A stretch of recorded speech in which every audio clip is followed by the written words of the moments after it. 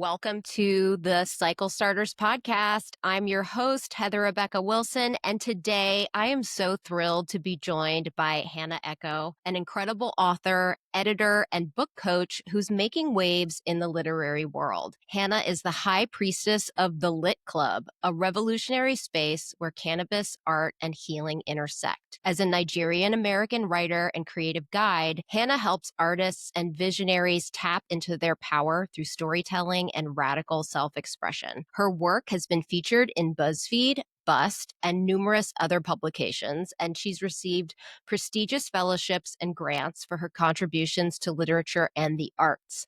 In today's conversation, we'll dive deep into Hannah's journey from military school to merchant marine to creative rebel. We'll explore ancestral healing, breaking generational patterns, and how she's helping others rewrite their stories with pleasure and purpose. Hannah is a force of nature who's building a community that challenges the status quo while prioritizing bliss and healing. Get ready for an inspiring conversation about following your truth, honoring your ancestors, and creating bold news cycles in your lineage. Welcome, Hannah. Thank Hey, you. Hey, thanks for having me. my gosh, it is my pleasure and it's my honor to have you here. How are you doing today? I'm doing good. I'm doing good. I'm an Aries, and this is Aries season. I often feel this is like a restart. Well, you and I have that in common. When's your birthday again? April 13th. Okay, so coming up, happy Uh-huh. early solar return. My Thank you. birthday, yeah, of course. No, my birthday was just on March 23rd, Okay, right wow. after Happy the birthday. equinox. Thank you. Thank you so much. All right. Well, so there's so much that we can get into. I feel like our work kind of overlaps in cool ways. Where I want to start today's conversation is with your ancestors. So, what can you share with us about your ancestral background? So my ancestral background is I'm a first generation American. My family is from Nigeria, specifically from the Yoruba tribe. My grandfather, from what I know, is actually from, I don't know what, the tribe exactly, but he's from the Benin area. Hmm. Most of my ancestry is from Yoruba land. I was born in London, which is very common because Nigeria was a colonial subject of Britain as an indirect colony. So I feel like there's an ancestry that is very mixed. Yoruba people have been interacting with Portuguese people for hundreds of years, and then British people and many other influences. But the root of who I am is absolutely from Yoruba land.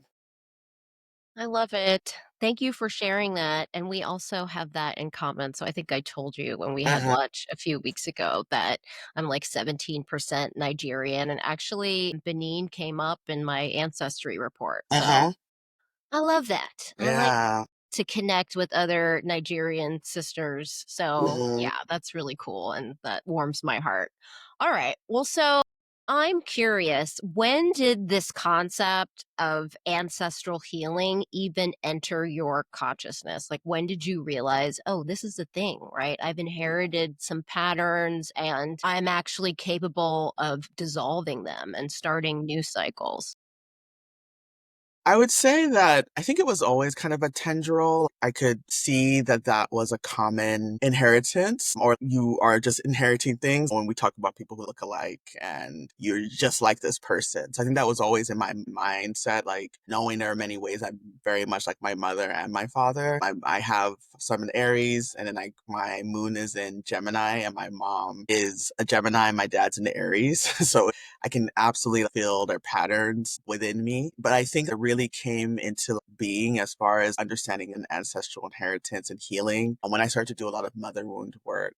Mm. So I started to really do mother wound work in 2015. Two different people who didn't know each other sent me the same article on Mother's Day about the mother wound. And so I never really had heard of the mother wound before then. And that just kind of took me down this path of matrilineal inheritance and both the wounds and gifts of motherhood. And I could see that there were some patterns that were playing out with me and my mother, that were playing out with her and her mother, and that it was absolutely a cycle. There was something that was wanting to be released and was clearly stuck in a very fraught kind of way. I was with my mother for the first 7 months of my life.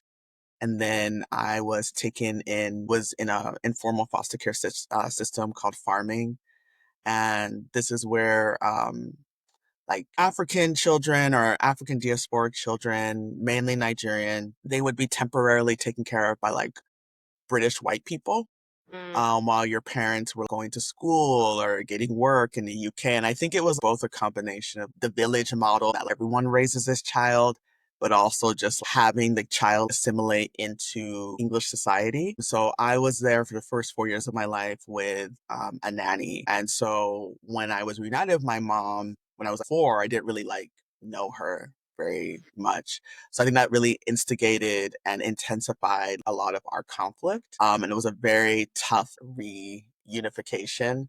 And so I think for me, that period has always been cemented in my mind as just a really intense, tumultuous period, and one that was clearly very much connected to certain patterns that my mom experienced in her own life. Not by any means exact. I think she had actually a way more um, intensive experience I did with her mother, with my grandmother. But I think that was what really woke me up to ancestral healing. Thank you for sharing that. And I know that there are plenty of people in our community of listeners and viewers who have a mother wound that they are working on just, healing and disentangling from.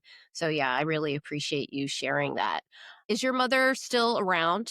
Like, is Yes, she okay? So, my next question for you is like, to your relationship like now? it's way healthier. That's good. It's way more real. It was very interesting because like 2 years after I read that article, I went to the woman who wrote the article. Her name is Bethany Webster. She had a workshop in I think it's called like Kripalu, the spiritual center in like Massachusetts or something. And so I drove from Pittsburgh all the way there to go to this workshop. And it was very intense. I think I was like the only woman of color that I remember in this setting. But we were all there to like really meet our mother wound. I think it was like a 5 day like workshop, and it was like hours upon hours of the day. But I remember at one point she looked at me and it was very not related to kind of what we were doing at the time. And she's got this really big smile on her face and she was like, I think you could have a really good positive relationship with your mother, Hannah. And it was just so random. And I think I might have been the only person that she said that to during our workshop. Mhm. And at that point, I had a pretty decent relationship, but I think some of it was I wasn't being honest with my mom, right, Mm. about certain things. So my reaction or my response to our conflict was avoidance. Like, I'm just not gonna get too close to you or really anybody. I'll keep people a little bit further because that's the safest thing I could do. But I think now with this work, it's allowed me to have a much more honest relationship and it's still growing. It's by no means is it perfect, but I look at where I was with my mom like 10 years ago versus where I'm at now. And it's way more honest. I'm still meeting the scar tissue, but I feel like it's gone from a mother wound to a mother scar, right? It's not this thing that's pink and teeming. It's turning into this thing that's just a part of me. But I do think part of it is we have been managing to have a kinder, more honest relationship now. That's beautiful. I'm so Hmm. happy for not only you, but I'm happy for your mom. Hmm. Yeah, thank you for sharing that. Okay. Well, so you are a book coach, among other Hmm. things. And I mentioned in, the introduction that I shared in the beginning of this conversation that you went to military school. You were Hmm. in the Merchant Marine. So can you share with us kind of the story of your evolution? How did you get to this place where you are the high priestess of the Lit Club and you are helping other people tell their own stories? Yeah, it's a very interesting trajectory. So I never had any kind of plans. I was going to go to military school. I remember seeing the kids dressed up in their ROTC uniforms in high school and kind of feeling sorry for them. I was like, oh man, like that their parents would make them do that. Like it just seemed like it sucked. My idea was that I was going to go to NYU, study film and psychology, be dropping acid, and just be in this bohemian thing. My father, had other plans. And also I didn't really have money for college in that way. So basically got scouted by the US Merchant Marine Academy, ended up going there. It was never my first choice, but while I was there, I was like, okay, I gotta get through this. But I always knew that I wanted to write. I've been in love with words since I was like 8 years old. I love books. I love story. And I was always writing, even like I would just like try to find time to like write when I could. And so then when I left the Coast Guard about 10 years ago, I immediately went and got my MFA in creative writing from the University of Pittsburgh. So I really I was like, I need to be immersed in this world. And I'm very glad that I did that. And I also realized that there were a lot of women and people like me who also like had a very interesting, indirect, non-traditional trajectory to the world of words. Like, you love words. You've been writing forever. You love books. You love story, but maybe because of the realities of being first generation, you didn't get to really go for your dreams. And that could be like first generation, your parents are here, or first generation, you're like the first person to be like, I'm gonna do this art thing. So I feel like that just like led me naturally. I knew I wanted to be a coach, but I didn't really feel equipped to tell people what to do with their lives. But I did feel equipped to tell people what to do with their creative lives and how to create a life that supports their creativity. And I felt like I had really good insight from both being in a traditional setting like the MFA, but also being very non-traditional, like going to grad school at 29, having a life where I was in the Coast Guard for 6 years and totally not in that world. So I knew that like I had something that I could like really translate to people. And I've been just like naturally like attracting people who have like but kind of not exactly the same as me, but kind of similar paths. And then with the Lit Club, another thing that opened my life was like in the military, you can't like smoke or do drugs or anything like that. But I always knew I was a stoner at heart, that I love stoners, I love cannabis culture. And so when I was finally able, left the Coast Guard, I actually took a trip to Spain and I ended up randomly, by no plan, staying with this couple who the husband was trying to like bring a weed delivery service to Spain. Mhm. Like I'd smoked like once in like high school, but I had like my first official joint like there. Didn't really get high, honestly. But I think that that just kind of prompted me to like get into cannabis and really like fall in love with it. It really helped open me up. It really helped like with my anxiety, with depression, PTSD symptoms. And I felt like when you use it with intention and with direction for set and setting, you could really open up some possibilities. And I also love to use it with yoga. So that's kind of how the Lit Club came into being. I started that during the pandemic.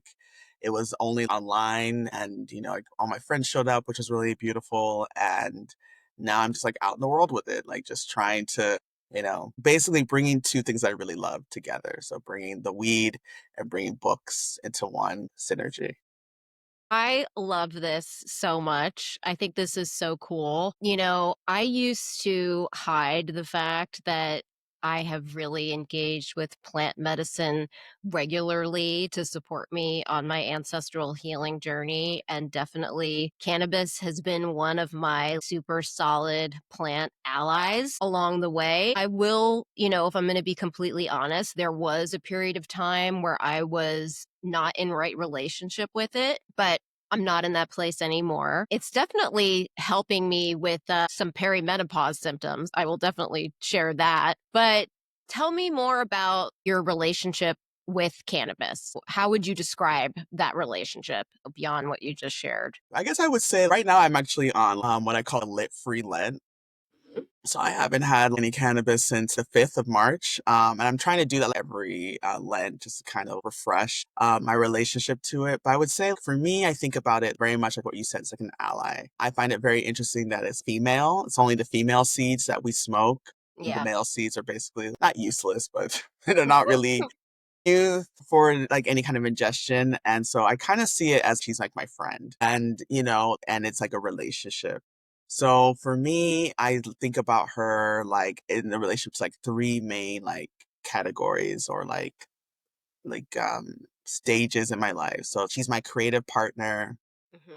Hmm. She's my healing partner and she's my art partner. So healing, how I use her is mainly through like yoga. And I actually took a course It was like an additional like yoga continued credits in this program called Ganja Yoga. And so that really helped me to learn more about like, how to connect with her as a healer.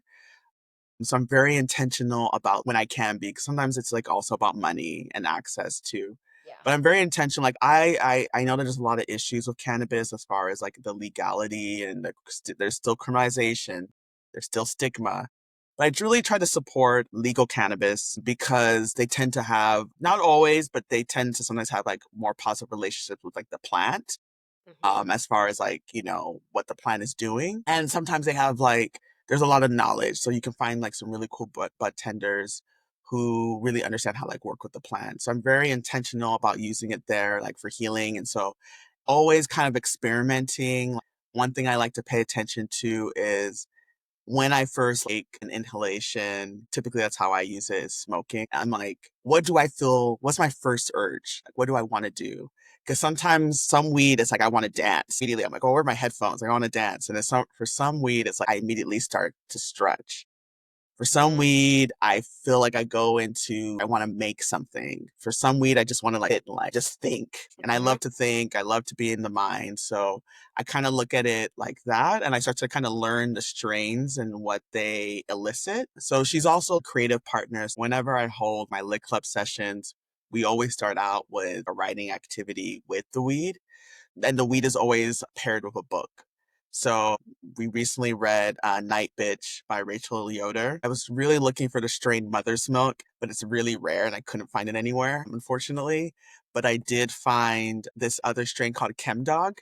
So that's the one that we used as our writing strain. So we settle down, we smoke together, and then we write. We do like a free writing. And I think that for some people, especially for those who suffer from intense writing anxiety and blockages, weed can absolutely help open up. I wouldn't 100% rely on it. And that's why I think it's important to be, again, like you said, right relationship with it. But that's definitely a way that it's been my partner.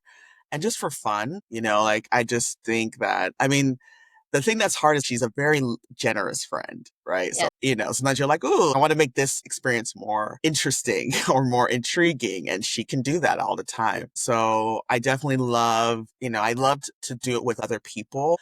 I think that weed is very interesting in that way, and that it's one of the only things that people will willingly just like share with you, will pass around. So I just think she is very generous, and she is about really having intention. But that's how I use her. So she's my muse, she's my magic, and she's my medicine. And I just, and if I do feel like I'm getting into a space, I do my best not to judge myself if it Hmm. feels imbalanced, because typically this is just a symptom of something else that's actually the problem. I had definitely have been in those stages of my life, but I look around, I'm like, yeah, I mean, of course you're trying to escape with weed. Your life was falling apart.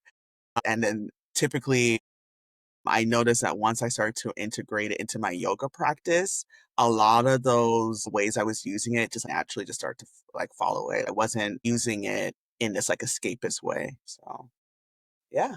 Oh my goodness. Thank you for sharing that. I think it's for us to hear these stories because of the stigma that you mentioned, right? Important to model, hey, I actually have a good relationship with this plant, its own consciousness, and it has its own medicine. And this is how I work with it intentionally and consciously. So thank you for that. I too have enjoyed, going to a yoga class after engaging with cannabis. Hmm. And it's been, some of the most amazing, delicious yoga experiences I've ever had in my life. I haven't done it in a really long time. I used to do that a lot when I first moved to Venice Hmm. from DC. I would walk down to the beach, journal, meditate, have some on the beach, and then I would go to yoga afterwards, and it just felt Also. so good. So, I love that we're having this conversation because, Hmm. like, oh yeah, I should do that again. This is a gift that I can give to myself again. So, thank you for Hmm. the inspiration. Yeah. You're welcome. I was like, Hannah, you have to do this year, but bringing my like lit yoga to life. So I will Mhm. definitely let you know when I Please. start offering that in actual studio setting. So. Yeah. Yeah. Please keep me in the loop about that. Mhm. Okay, so let's talk some more about ancestral healing. I want to know from you, what are the patterns that you feel like you're dissolving in this lifetime when it comes to ancestral healing? I think so many. I feel like there's just like constant like opportunity. Anything that feels like a little bit rough or harsh or like ugh, like that kind of feeling inside is to me like that's like some kind of like karmic imprint pattern to look at, to dissolve, to accept. And I feel like the spectrum is the personal to the political. So, because they often are wedded to each other, you don't really get one without the other. They manifest in each other. They are absolutely mirrors. So, one big one is the mother wound. That's a huge one. It's a relationship between women in a patriarchal setting, and how systems of domination and greed absolutely affect how women relate to each other. And that goes for mothers and daughters as well. And I don't have children of my own, but I'm definitely healing it through my relationships with other women and friendship, my sister, healing it in myself. How am I parenting myself? What kind of ways am I missing the mark? For me, it's really investing in self-care. And I think before I used to confuse self-care like self-soothing or self-indulgence, and realizing that actually it's been really learning how to parent myself in the most basic ways. It's healing a lot of emotional neglect and emotional abandonment. It's also healing how I relate to my neurodivergence and seeing it not as a curse, but as a gift, as a power to be worked with, as opposed to something to erase or to belittle. I also see ancestral healing showing up in sexual health and wellness and pleasure, releasing some of these patterns of, again, of domination, of greed, of feeling ashamed of my sexuality, both on a physical space and in a more spiritual space, because again they are constantly manifesting with each other. Definitely relationships with men.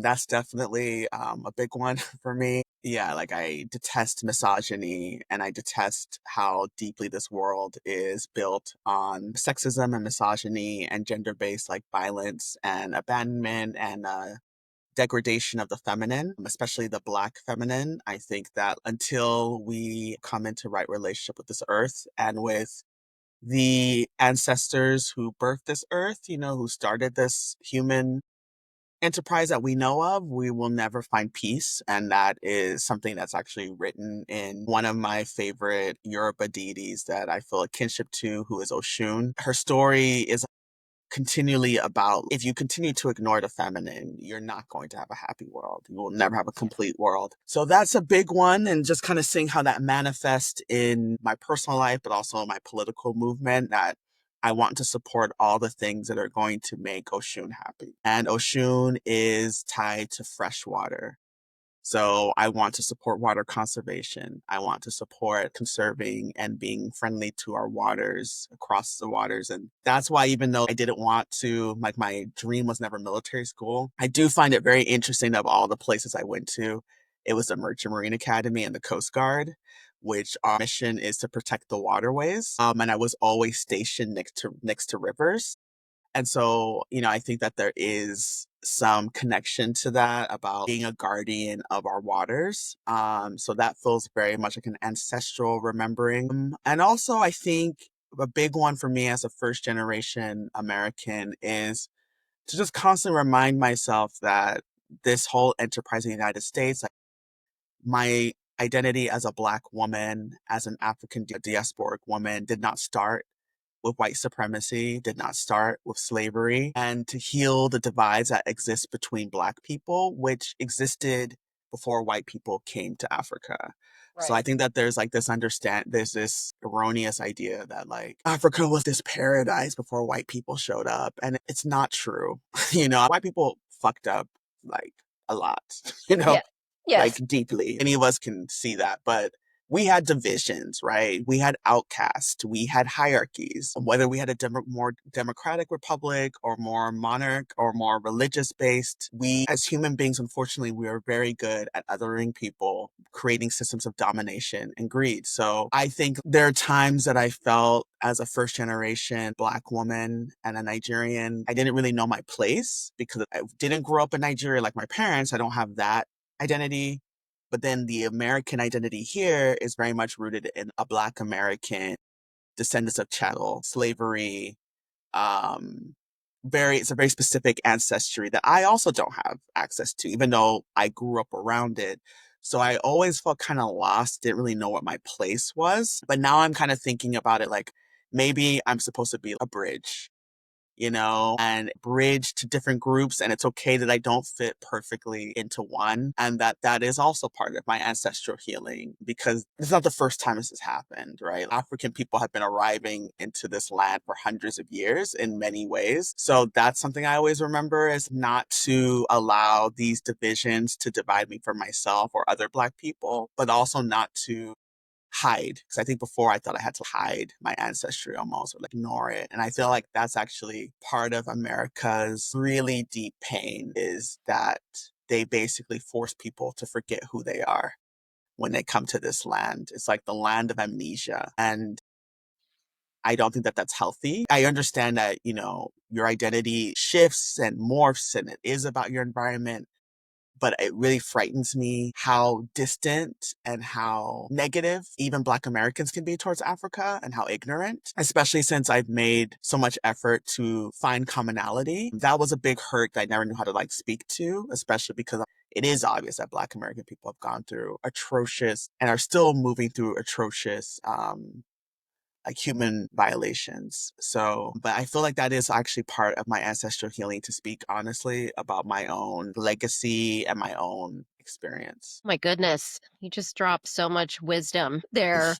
Yeah, thank you for sharing all of that. And I can share that I really resonate with what you said about feeling like the other. I have the Black side of my family, and then I have the Filipino side of my family. And then, I grew up in a really white area, suburb of DC. And so growing up, I never felt like I was Filipino enough for the Filipino side. I never felt like I was Black enough for the Black side, and definitely did not feel white enough for my white friends at schools. But part of my ancestral healing journey, creating a positive self identity, I've had to create that myself. And I too see myself as a bridge.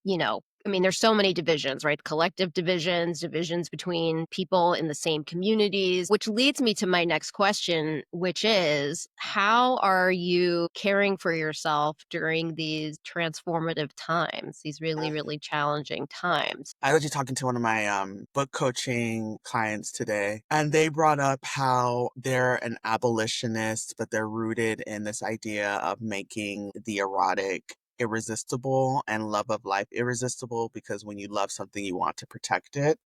And there are times when I feel like, what's my purpose in this time? I don't really feel called to some of the more traditional forms of activism. But then what I realize is my work is, being a book coach to people. My work is having cannabis yoga. My work is, the lit club and writing my truth, and getting better at communicating my truth, especially since there has been and there will continue to be an assault on knowledge because that's always one of the themes of domination is dominating powers try to separate a people from knowledge, their own knowledge and external knowledge. So I was like, well, I'm going to get better at disseminating my own knowledge in the form of my book and the books that I will write. So that's really my care. But I think my care is just fun, it's pleasure and it's play, it's dancing, it's getting my shit together when it comes to my daily routine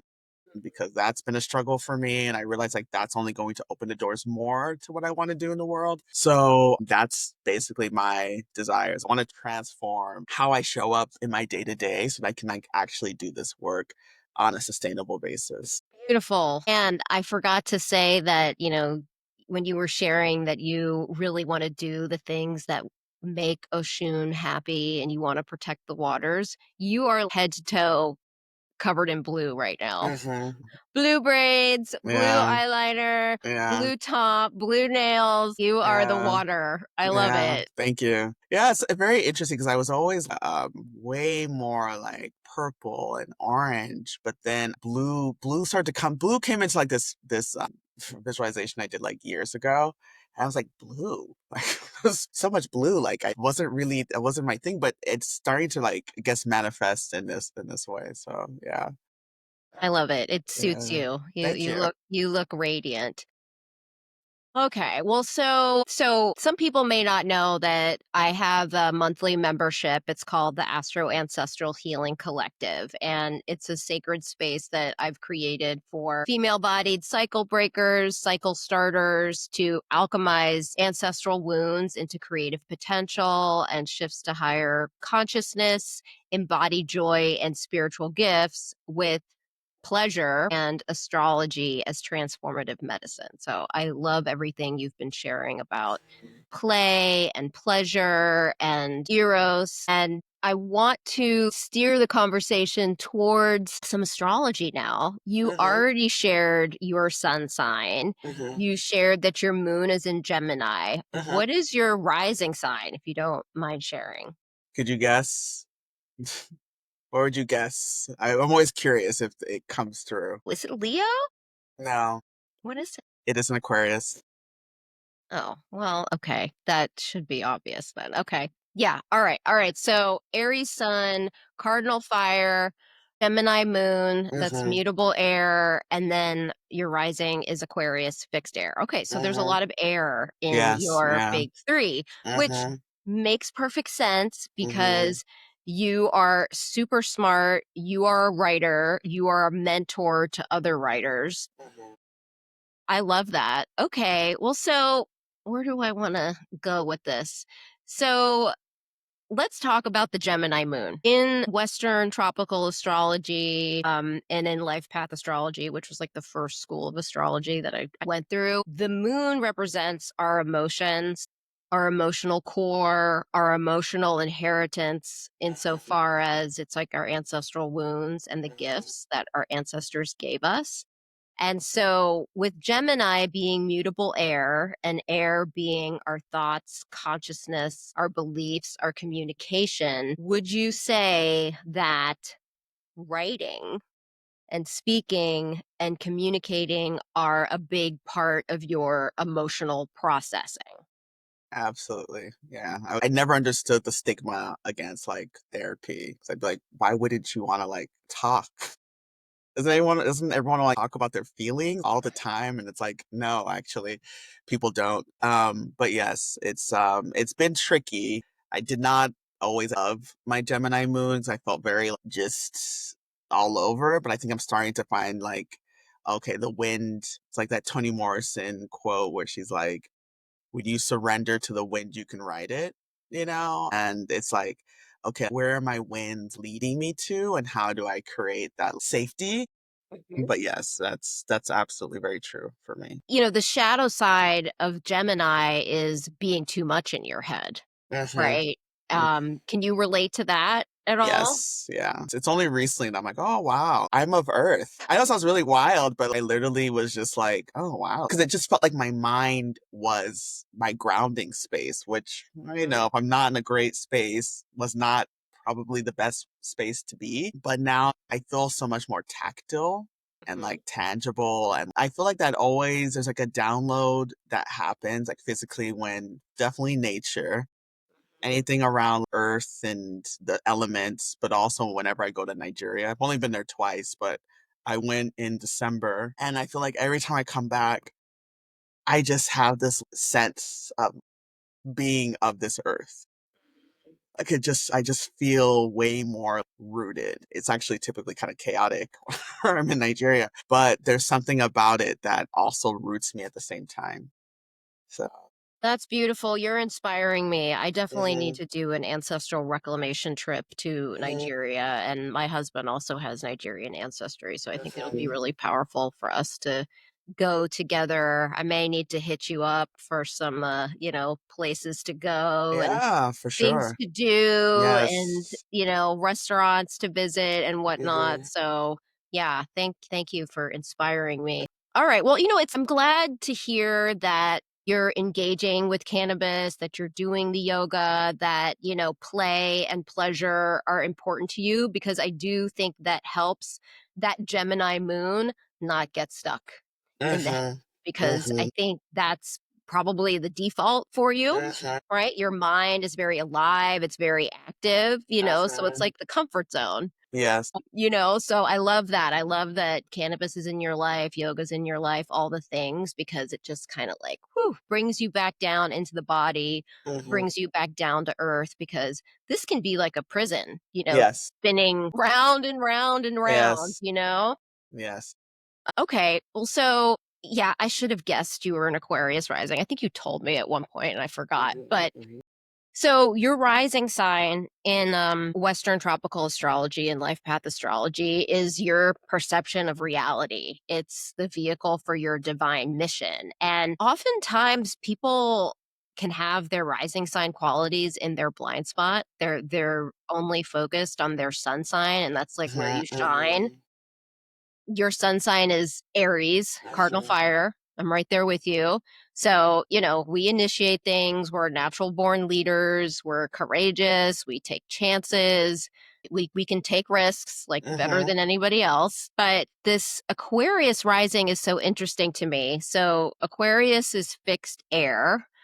And like I said, air is our thoughts, our consciousness, our beliefs, and our communication. And when we have a sign with an element in a fixed modality, it means that it's very stable and steady, Mhm. but also can be kind of locked in and Mhm. stubborn. Mhm. Mhm. And when I feel into Aquarius energy, my midheaven is an Aquarius. So, like, what I'm supposed to be, what I'm known for in the world is like being different and doing my own thing. You're the rebel. Mhm. Aquarius, like, hates to be basic. Like, if you called an Mhm. Aquarius basic, like, they would, like, kill you or kill Mhm. themselves. Like, that is, like, Yes. the last thing they wanna hear. Yes. Like, Mhm. Aquarius is very much like, "I'm doing my own thing. I'm an individual. I'm doing Mhm. what's avant-garde." It's the Mhm. energy of the genius, and it's also the energy of humanitarianism. Mhm. Like, you're very concerned with the collective of humanity. And I think the cool thing about that spectrum of psycho-spiritual energy that it is, every sign is a spectrum with a high expression and a low expression. It's about like, how can we balance the needs and the gifts of the individuals with the well-being of the collective, Mhm. right? Mhm. And also, the reason the collective is so beautiful is because of all the different Mhm. individuals making up Mhm. that beautiful tapestry. Mhm. Mhm. So tell me about being an Aquarius rising. Mhm. What has that been like for you? I actually really love it. Another interesting thing is, so my family, we're very even. So we have two Geminis, two Aquariuses, and two Aries. Oh, And then funny. that's literally my big three, you know? So I've always been really attracted to Aquarian thoughts. I attract Aquarian women like crazy, like as Mhm. friends. Almost every one of my really deep friendships is like an Aquarius woman. My sister is an Aquarius. She's one of my best friends, so she hates when I Aw. say that. But she's just does her own thing. And I like Aquariuses because they're the secret weirdo. Because I feel like Gemini is kind of like, I'm weird, look at Yeah. me, you know. But I feel like Aquariuses are like, I am, but maybe I'll let you know. And you'll Right. find out sooner or later. But yeah, I really appreciate. I actually found out that I think Obama's Aquarius rising and has a Okay. Gemini moon. So I was like, okay, I can understand some of it. He's like a Leo, so it's a different type of fire. Mhm. Yeah, I definitely feel a kinship with Aquarians, it being the sign that rules friendship and humanitarianism and is very intellectual. It's willing to entertain possibilities. A lot of big Black women thinkers like Toni Morrison is an Aquarius, Audre Lorde is an Aquarius, Alice Walker is an Aquarius. So it's like What about there is, Octavia Butler? Is she an she's a Aquarius? Cancer. She's a Cancer. Interesting. Okay. That's why I think she has a heart, you know? Yeah. I'm sure she has some kind of Aquarius because she loves like space and she's in Right. this whole thing, but very much a Cancer. And yeah, I just feel like that for myself. I love weirdos. I Mhm. always have. I don't really understand conformity. It frightens me, to be honest. I just don't feel like connected to that. I feel connected to people who are just themselves, and I really appreciate that. I really appreciate like not like a rebel without a cause, but a rebel with a cause, like with a purpose, where it's like you're doing this for a reason. Like when writing, Honey is a Knife, like I knew I was writing from a space of like, I want to write a very different type of like self-help book. And I was like, well, what are the things I cannot stand about like self-help? And I'm like, well, I hate when self-help is like, really static and like boring and like self-serious. I was like, can't have that. I hate when self-help just blatantly ignores that there's anything called like African cosmology and spirituality. Like a lot of traditional self-help is like, Africa what? Like it's not even there. That pisses me off. So I was like, okay, that's going to be the central thesis of my collection. And just kind of like taking like paradoxical views of anything. I think like that's just like how I think. I understand like, when Jesus was like always speaking in parables, I'm like, yeah, that tracks. Like, it just makes sense to me that sometimes you have to come from a totally different perspective to understand something straightforwardly. Well, I mean, you're definitely embodying your rising sign, right? You're Mhm, living out your divine mission based on what I know of you in the short time that I've known you. But yeah, you are just like blazing your own trail, doing your own thing. And you've got Aquarius and Gemini, and I feel like Gemini also loves to entertain ideas, right? They can mhm, play with mhm. different things and not attach to them, you Yes. know? And I also feel like Gemini can connect the things that seem totally disparate, right? Mhm, And be like, "No, there's a pattern here." mhm, So, yeah, you've got lots of air for mhm. sure Yeah, it's there's in your big 3. a lot of air, and so it was very interesting being in military school Mhm, because I won't say that's like really the province of air signs in a lot of mhm. ways. I probably should join the Air Force, to be honest. I think it would have been better for me. I remember I went to see an astrologer. She's like, "I'm sorry for your experience, but it probably was kind of good for you in a way because it was so different." Like I said, I was going to go to NYU. Mhm, I was going to be doing all the drugs and mhm. just writing and probably running around with some caravan of just artists and crazy people. That was my dream. And now I am doing it, but from a much more stable place. So I Right. think that was actually good for me. All right. Very, very cool. So I want to find out from you a little bit more about your book, but in general, what are you working on right now that you're super excited about? I'm working on expanding, like, just kind of what I'm doing, like opening up to more visibility and more people coming into these worlds, the lit club and book coaching and with my writing. I'm always writing. So right now I'm working on a novel that I've been working on for what, maybe more than a decade now, off and on. But it's about my time in military school. I went to of course, a military school in Roswell, New Mexico, where the aliens landed for a Wow. year.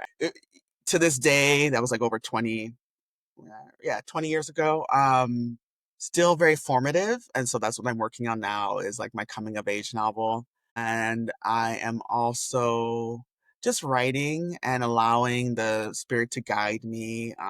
Sometimes I get kind of downloads about, I'll just get like a story. Like I'm really loving like flash fiction, which is basically fiction. There's like microfiction, which is like less than 400 words. And there's like flash, which is like typically like less than like 2,000 ish words. 1,000. So I've been working on some stories in that vein that just like come and I just capture them and working on getting, Honey as a Knife into the world. I think at first I was like, it was very like boring and I was like, I can't do publicity like this. Like I can't. So now it's like I really want to focus on like again, how does Oshun, who is the energy of this how does she want to be like in the world? I'm like, she doesn't want to be boring. Like she would hate that. So I'm working on like just like reading her in some cool spaces, finding the people and places that are welcome to her as she is and sharing my work in the world. So yeah. Awesome. All right. Well, so on the Cycle Starters podcast, I always wrap our conversation with this question. So, what are the new cycles that you are starting in this lifetime for your lineages? It's funny 'cause I actually don't think I'm starting. I think it's like re-remembering. I think that there were beings in my lineage who did know this truth and lived it because I'm only who they are. So, but I think it's the idea of being grounded on the earth, but attached to the skies, like just really allowing to be weird and open about that weird and supposed weirdness or all of the energies in me as possible. I think I'm starting the cycle of telling truth. Hmm. I think I'm starting the cycle of unconditional self love. I think I'm starting the cycle of embracing and openly practicing magic. So, letting the magic be known. I think I'm starting the cycle of women choosing how they want to be in the world and not just settling or adhering to the roles that are assigned to us, but really opening up to what we desire to do and be and have and moving in that direction. Amazing. All right. Hannah, where should people go if they want to learn more about you, if they want to work with you, if they want to order your book? Where should they go? So I would say the best place would be just my website. It's like the most like fixed space. So it's hannahoeko.com. I'm also very much a lover of Instagram. So that's at hannah.echo. That's also my little like fairy tale little land. And I am getting started migrating back to Substack, but I would say those three spaces are where I'm at, and I'm in currently in LA, but I'm open to being really anywhere in the universe. How Aquarian of I you. know, I yeah. love it. Well, this has been a really, really fascinating, very inspiring conversation. And I'm so grateful that you said yes to being on this podcast. And I hope that we can hang out again in person soon since Mhm, we're both here on Tongva Chumash territory, AKA LA. I think I mentioned this before. I would love for you to be a guest teacher inside of the Ancestral Healing Collective next mhm, year. I think that would be mhm. rad. So Yeah, we'll I put a would love that. pin. Okay, cool. Yeah, I would love that too. All right. Thank you so much. This has been fabulous. And everyone, take care. We will see you next time on the Cycle Starters podcast. Bye, everybody. Thanks. Bye.